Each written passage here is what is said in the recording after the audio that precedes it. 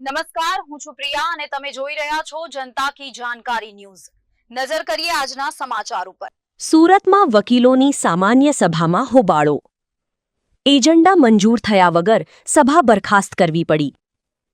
છેલ્લા 2 વર્ષથી વકીલોની સામાન્ય સભાની રાહ જોવાની હતી। 10 વર્ષ બાદ હવે લો લાઇબ્રેરીમાં સેક્રેટરી સહિતના હોદ્દાઓ માટે ઇલેક્શન થશે। કોર્ટ બિલ્ડિંગમાં વિવિધ પ્રશ્નો અને સમસ્યા હોવાનું કહીને મહિલાઓની અલગ કમિટી બનાવવાની પણ માંગ કરી હતી। ચૂંટાયેલા બોડીનો 2 વર્ષનો સમયમર્યાદા તેમજ નવી કોર્ટ બિલ્ડિંગની કમિટીની રચના બાબતે કોઈ નિર્ણય લેવાયો નહોતો।